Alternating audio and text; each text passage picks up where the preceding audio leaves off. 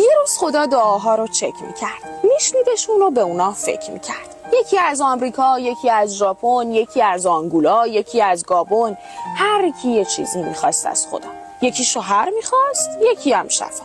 یکی میخواست ردیف و پولدار بشه، یکی میخواست صاحب اسکار بشه. یکی مریض بود و میخواست نمیره، یکی میخواست مرگ و بغل بگیره. خدا دیدش این آدمای خاکی یا که ازش طلبکارن یا شاکی، اینا که هر کدوم توی فازیان، کلهم از زندگی ناراضیان. اما یکی از دعاها عجیب بود. صاحب اون یه آدم غریب بود. غریب که نه، یه آدم ایرونی، از اونایی که حالشون میدونی. دعا میکرد با دست و روی شسته، خدا جونم کارت خیلی درسته.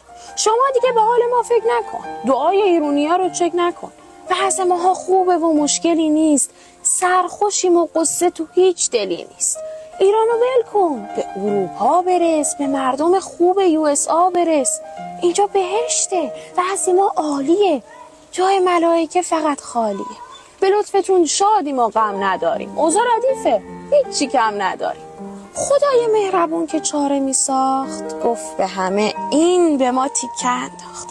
اون روز دیگه خدا دعایی نشنفت. ایرونی و صدای زد و بهش گفت کشورتون که کشور خوبیه، مملکتت باحال و مرغوبیه، تو خاکتون دریای نفت که دارین، انقلاب 57 که دارین، با کمک ما شاه و کله کردین، چراغونی توی محله کردین، درآمد نفت نجومی دارین، دانش هسته‌ای بومی دارین، کشورتون کشور 4 فصله، از 2 طرف به 3 تا دریا وصله، اندازه کل جهان گاز دارین، توی خلیج 100 تا برانداز دارین، کشورتون معدن خاویاره، صندوق ارزیتون پر از دلاره، پسته و فرشتون تو دنیا تکه، مظهر خودکفاییتون موشکه، برای زعفرونتون که بیسته حتی اوباما توی صف میسته، کلی طلا و آهن و مس دارین، 1000 تا عنوان توی گینس دارین، تنگه هرمز که تو مشتتونه، ملت در صحنه که پشتتونه، توی فضا صاحب ماهواره این، ناقلا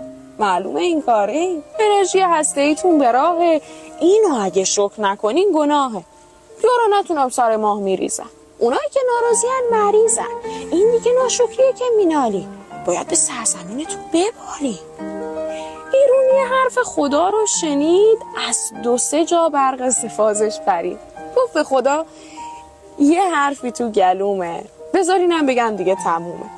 با این همه لطف شما جالبه، کشور ما چه بعدی طالبه.